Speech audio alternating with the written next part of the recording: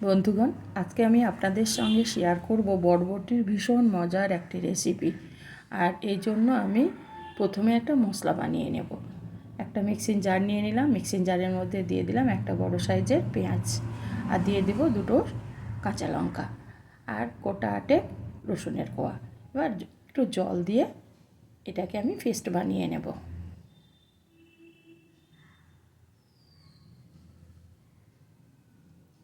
একটা বাটির মধ্যে পেঁয়াজের পেস্টটা আমি ঢেলে নিয়েছি। এবার এখানে কিছু মশলা ব্যবহার করব, যার মধ্যে প্রথমেই দিয়ে দিলাম ছোটো চামচের 1 চামচ আদা বাটা, আর পরিমাণ মতো লবণ, দিয়ে দিলাম হলুদের গুঁড়ো পরিমাণ মতো, আর দিয়ে দেব এখানে জিরে গুঁড়ো 1 চামচ, আর 1/2 চামচ দিয়ে দেব ধনে গুঁড়ো,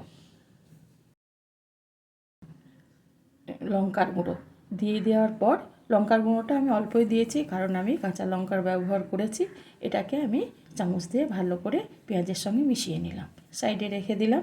এবার গ্যাসের মধ্যে একটা বসিয়ে দিলাম প্যানের মধ্যে দিয়ে দিলাম কিছুটা সর্ষের তেল। তেলটাকে আমি প্রথমে ভালো করে গরম করে নেব। এই তেলের মধ্যে দিয়ে দেব 200 গ্রাম বরবটিকে আমি লম্বা লম্বা করে একটু বড় সাইজ করে কেটে নিয়েছিলাম। দিয়ে ওটাকে দিয়ে দিলাম। দিয়ে দেওয়ার পর নেড়ে চেড়ে বরবটিটাকে আমি ভেজে নেব।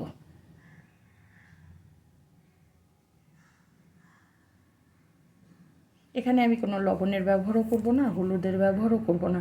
এইভাবে নেড়ে চেড়ে আমি বরবটিটাকে ভেজে নেব।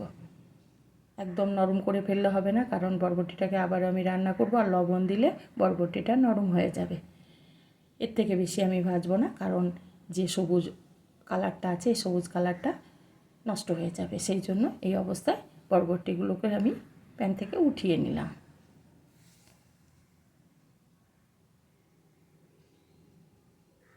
এই তেলের মধ্যে আমি দিয়ে দেব দুটো মিডিয়াম সাইজের আলুকে আমি লম্বা লম্বা করে কেটে রেখেছি, সেটাকে দিয়ে দিলাম। এবার দিয়ে দেব আলুতে লবণ, অল্প একটু লবণ দিয়ে দিলাম। দিয়ে নেড়ে চেড়ে আলুটাকে আমি ভেজে নেব লাল করে।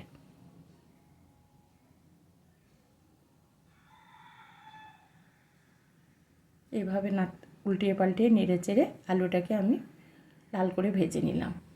এবার এটাকে উঠিয়ে নেব, একটু সাইডে লাগিয়ে দেব, তাহলে তেলটা গড়িয়ে যাবে।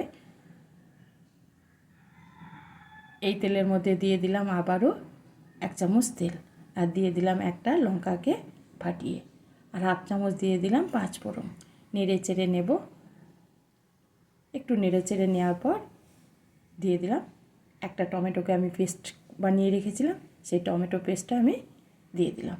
কিছুক্ষণ টমেটো পেস্টটাকে কষিয়ে নেব।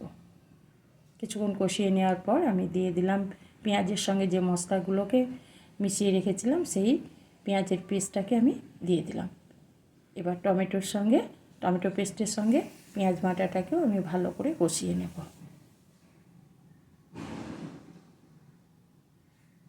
আর অল্প একটু চিনি দিয়ে দিলাম। চিনিটা দিলে ব্যালেন্সটা তরকারি খুব ভালো হয়। আর যদি আপনাদের ইচ্ছে না হয় তাহলে কিন্তু চিনিটা না দিলেও হবে। এবার একবার ঢাকা দিয়ে দেব।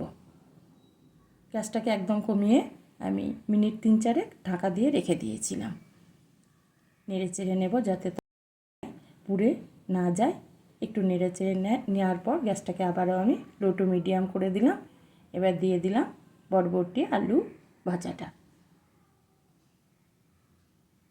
নেড়ে চেড়ে মশলার সঙ্গে মিশিয়ে নেব। আর আলু আর বরবটিটাকে কিছুক্ষণের জন্য এবার কষিয়ে নেব।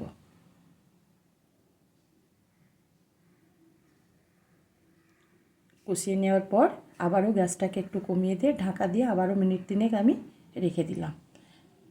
ঢাকনাটা খুলে আবার নেড়ে চেড়ে নেব। আর এই রান্নাটা খুব অল্প টাইমের মধ্যে হয়ে যাবে, কারণ আলুও ভাজা আছে, বরবটিও ভাজা আছে।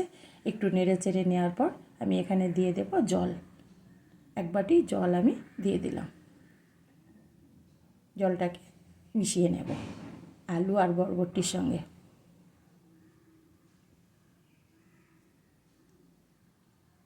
আবার একটু আমি অল্প হাফ বাটির মতো আবার একটু জল দিয়ে দিয়েছিলাম, কম লাগছিল। এবার ঢাকা দিয়ে 7 থেকে 8 মিনিট আমি রান্না করে নেব লো টু মিডিয়াম আছে। 8 থেকে 8 মিনিট পর আমি ফিরে এলাম। দেখুন বন্ধুরা, আর গ্যাসটাকে একদম বাড়িয়ে আমি রান্না করব না। আমার সুন্দর রান্না হয়ে গেছে। এবার দিয়ে দিলাম গরম মশলা, আর জলটাকে একদম আমি শুকিয়ে নিলাম, কারণ এটা শুকনো শুকনো একটা তরকারি হবে। ভাত রুটি পরোটা যার সঙ্গেই খাবেন খেতে কিন্তু দারুণ লাগে বন্ধুরা। এবার গরম মশলাটাকে ভালো করে মিশিয়ে নিলাম তরকারির সঙ্গে। তারপরে আমি গ্যাসটাকে বন্ধ করে দেব, ঢাকা দিয়ে মিনিট 3 রেখে দেব। রেখে দেওয়ার পর 5 মিনিট পর আমি ফিরে এলাম।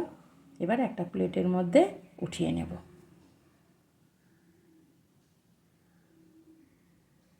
আর যেমন অল্প টাইমের মধ্যে এই রেসিপিটি হয়ে যায়, কিন্তু খেতেও কিন্তু ভাত রুটি পরোটার সঙ্গে দারুণ লাগে বন্ধুরা।